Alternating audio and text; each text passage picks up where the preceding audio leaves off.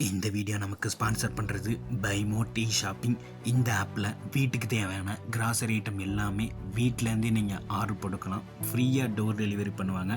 Monthly discount ப்ரைஸில் sale பண்ணிக்கிட்டு இருக்காங்க. ஆப்பை பற்றி தெரிஞ்சுக்கணுன்னா ஆப்போட லிங்க் டிஸ்கிரிப்ஷனில் இருக்குது, மறக்காமல் செக் பண்ணி பாருங்கள்.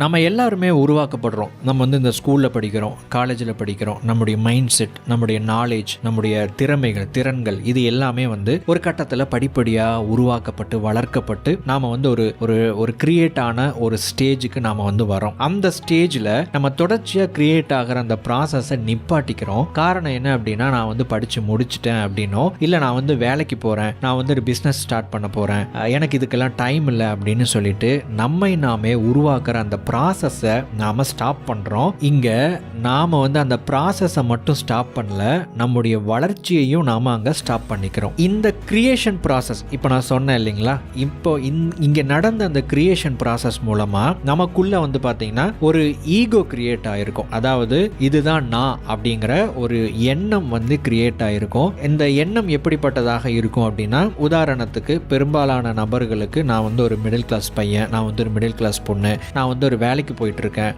வேலைக்கு போனால் எனக்கு ஒரு சம்பளம் வருது, இந்த சம்பளம் வச்சு என் வாழ்க்கையை ஓட்டுறேன் அப்படிங்கிற மாதிரி இந்த மாதிரி பலவிதமான ஒவ்வொருத்தங்களுக்கும் ஒவ்வொரு விதமான எண்ணங்கள் இருக்கும். இந்த மாதிரியான ஈகோஸ், இந்த மாதிரியான எண்ணங்கள் நமக்குள்ள கிரியேட் ஆகுது. அந்த தன்மையை, அந்த ஈகோவை நாம தக்க வச்சுக்கிறதுக்கு தான் ஒவ்வொரு நாளும் நாம எடுக்கிற முடிவுகள் இருக்கு. இந்த ஈகோவை அஃபெக்ட் பண்ற மாதிரி அல்லது இந்த ஈகோ அதாவது நான் என்கிற இந்த தன்மை நான் ஒவ்வொரு நாளும் என்ன செஞ்சுக்கிட்டு இருக்கிறனோ அதை தாண்டி செய்யும் போது இந்த தன்மைக்கு ஏதாவது ஒரு பாதிப்பு வரும் அப்படின்னா நான் அந்த மாதிரியான செயலை செய்யறதை தவிர்த்துடுறேன். அதனால தான் நாம ஒரு புது விஷயத்தை ட்ரை பண்றதுக்கோ செய்யறதுக்கோ கத்துக்கிறதுக்கோ நேரம் ஒதுக்குறது இல்லை. இப்போ நான் காலையில எழுந்திருச்சு நான் என்னுடைய ஆஃபீஸுக்கு போகணும், என்னுடைய வேலைக்கு போகணும், எனக்கு அதுக்கான நேரம் மட்டும்தான் இருக்கு, இதை தாண்டி இல்லை. நான் எக்ஸ்ட்ரா 1 மணி நேரம் நான் செலவு பண்ணேன் அப்படின்னா இது என்னுடைய மற்ற நேரத்தை பாதிக்கும் அப்படிங்கிற மாதிரி ஒரு விதமான எண்ணத்தை என்னுடைய மனசுல நான் வச்சிருக்கேன். இப்போ நான் உருவாக்கின என்னுடைய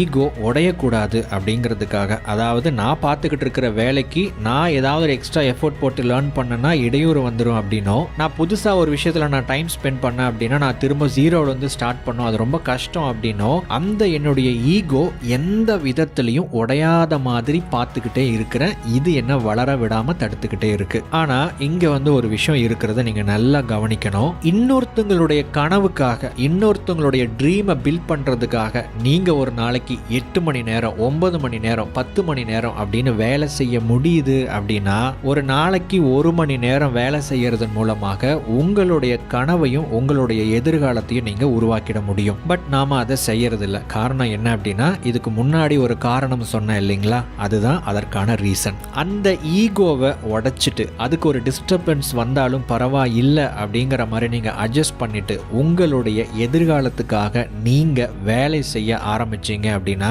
ஒரு 3 வருஷத்துல, ஒரு 5 வருஷத்துல உங்களுடைய ஃபியூச்சரை நீங்க நினைச்ச மாதிரி உருவாக்க முடியும். அதுக்கு நீங்க ஒரு 3 விஷயங்கள் பண்ணினா போதும். அந்த 3 விஷயங்கள் என்ன அப்படிங்கிறத நாளைக்கோ அல்லது அடுத்த பதிவிலையோ சொல்றேன்.